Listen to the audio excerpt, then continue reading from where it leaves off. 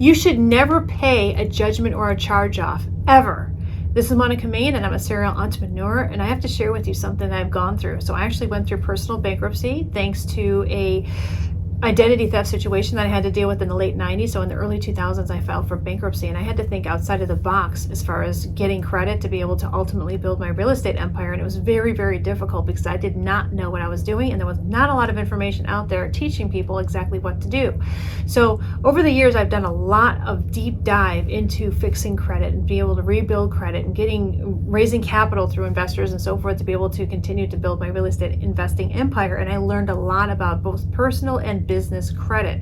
So I'm here to tell you that after working with thousands of people just like you on rebuilding your whole life, starting with credit, I could tell you that getting charge-offs and judgments off of your credit is the easiest thing to do. In fact, I had a almost $2 million judgment removed off my personal credit report due to a lawsuit that I had lost years ago against me personally, and I was able to even remove that within 18 months. So I could pretty much virtually guarantee you that you'll be able to remove pretty much anything that you want to remove off your credit reports.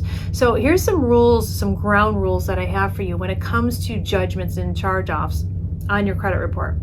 So to start this whole process off, it's highly recommended that you go to Experian.com, pay the $40, get all 3 credit reports, all 3 FICO scores. So then that way you know where your starting point is, because we ideally want to get your FICO by up by 680 or above to be able to start qualifying for any kind of loans or good credit terms. Ideally, you want your mid FICO to be 720, 740 or 50, ideally, but to start you want it to be somewhere between 680 and 720. And then once you get over that 720, then you're aiming for 740, 750. And then once you get to 740, 750, you could literally part the seas with the amount of credit that you'll be able to get from that point forward. But we have to start somewhere. So basic bare minimum, you want it to be 680 or above. That's your mid FICO, which means that you pull your 3 credit reports, Experian, Equifax, and TransUnion. Now, if you go to them directly and ask for a free credit report, they will not give you your FICO. So that's why you should go to Credit Karma or Experian.com or someplace like that where you can get all 3 credit FICOs as well, so you know where you're starting.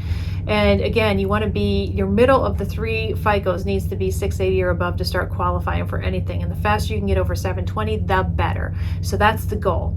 So when you first look at your credit report, the easiest adverse negative marks to get off your credit report is going to be your judgments and charge-offs.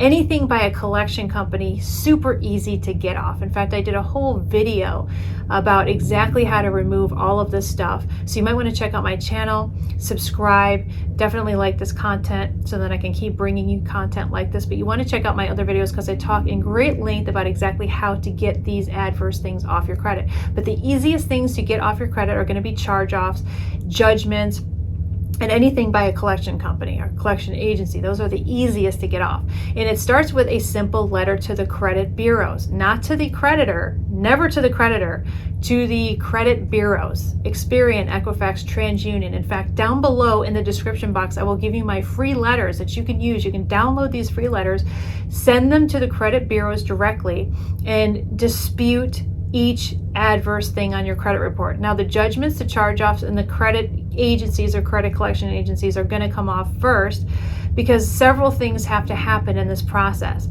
So once they received your dispute, once Experian, Equifax, and TransUnion receives your physical mail, I recommend that you do this physically in the mail. Do not just try to be lazy and try to do the disputes online. Always physically mail a letter. Even better if you can do USPS priority trackable mail to where you can track when they receive it. Otherwise, they're going to lie to you and say, we never got it or whatnot. They try to buy themselves time by saying that they never got it or that you can't verify when they received it, and so you can't do that when you don't have trackable mail. So always use trackable mail, USPS priority, since they all go to a PO box, so you can't use UPS or FedEx.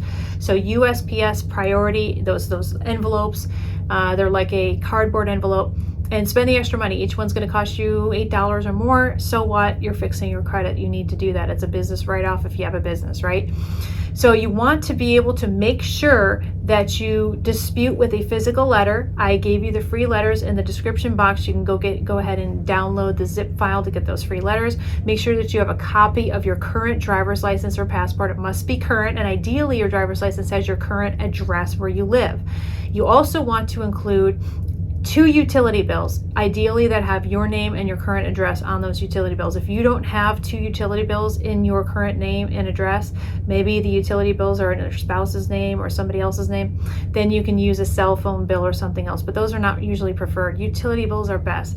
The reason you want to include your identification in these 2 utility bill copies is because many times the credit bureaus will try to buy themselves time by saying, we don't believe it's you, or we don't believe that this is legit, so we're going to send you a form letter in the mail saying that we're rejecting your dispute letter, and you need to come up with proof that it's you, so you need to give us a copy of your current identification and a copy of your utility bill to prove that this is you and that you're at your current address.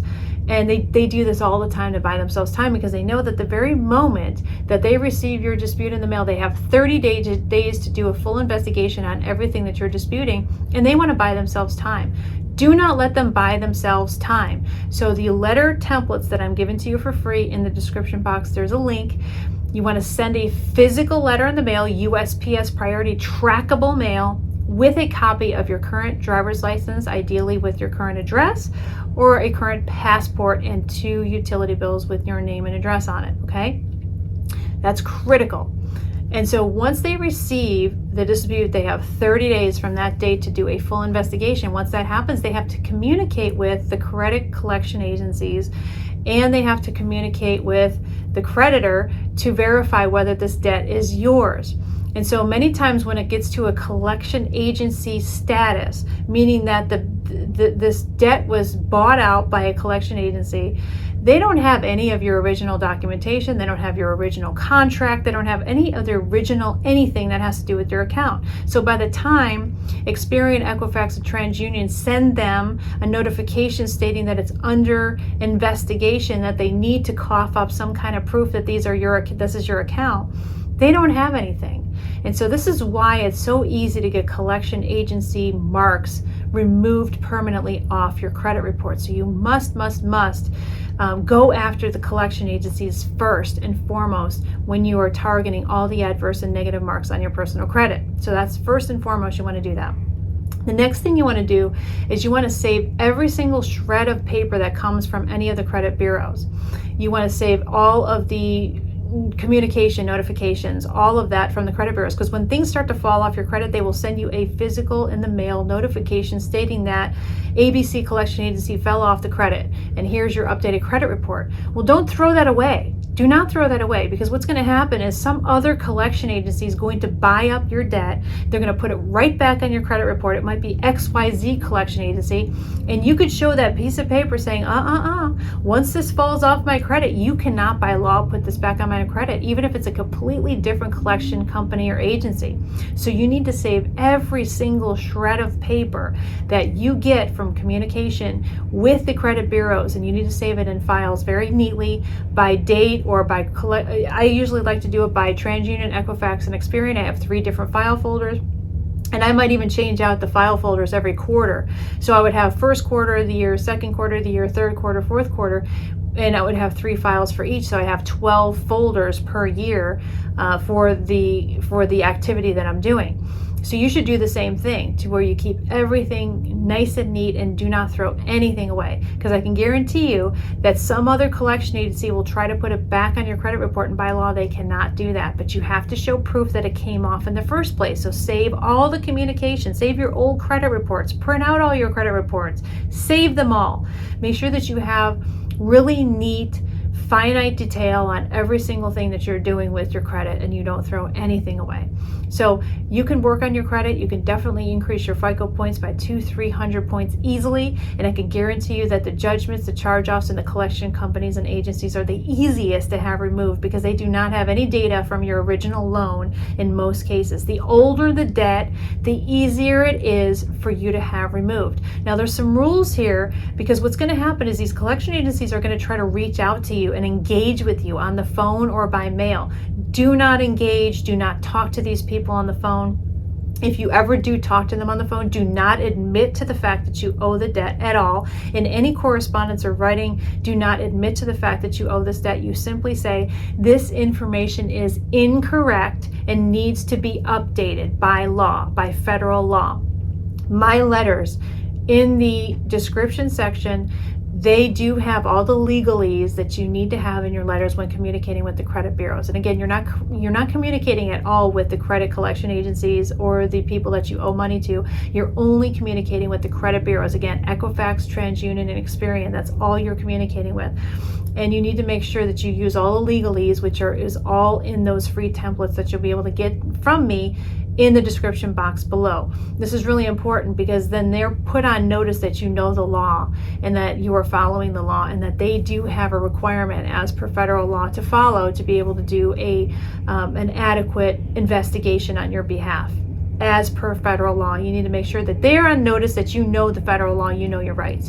And so you keep doing this, you keep filing these disputes over and over again until these things fall off. But again, the easiest things to fall off, judgments, and your collection agencies, those fall off the easiest and the fastest. So don't pay those. If they're old, do not pay them. Do not settle. Just simply say, I do not. First of all, you say initially, this needs to be investigated because this is not correct. And then eventually you could just say, after, if it doesn't fall off right away, then you could just say, this is not my debt. But never admit to anything on the phone. So if somebody calls you on the phone, they record those conversations. Do not admit to anything. Just say, please cease and desist all communication with me. By federal law, they do have to cease and desist all communication with you upon your request, either in writing or verbally. So if they are calling you on the phone, trying to harass you about a debt, number one, do not admit to the fact that you owe it. Just say, I don't know what you're talking about. And number two, you say, immediately cease and desist all communication with me. As per federal law, you have to cease and desist communication with me effective immediately. And they do have to stop calling you, and they do have to stop sending you letters, and they do have to stop harassing you, period, by federal law. So again, do not engage with them. Do not negotiate with them. Don't do anything until you have a really fair crack at trying to get that stuff off of your credit. Now, if you're noticing nothing's falling off and you need to fix your credit right away, and say there's an old collection on there and it's just not falling off, and you don't want to wait the 7 years for it to fall off, because after 7 years it will fall off by itself anyway. If it's 5 years in, just wait. It'll come rolling right off at 7 years. But if it's newer, like 2-3 years, you don't want to wait 7. You've already disputed it, like say for 6 months or a year, and it's not coming off, and you have the money to settle, then you can start the process of opening the door and settling with them. But you never pay them a dime until you have it in writing that they'll take X amount of dollars the very moment that you send a check for X amount of dollars. But you don't send them any money until you have something in writing. But try not to get to that point. If it's really old, just let it fall off after 7 years. It doesn't affect your credit as much as you think it does if it's an older judgment, if it's an older collection, if it's something older. And eventually it will fall off. But again, the older ones are the ones I love tackling, because those are the easiest ones to get off, because they don't have any data on your original loan or your original credit or, credit card or whatever you had. They don't have any of that anymore.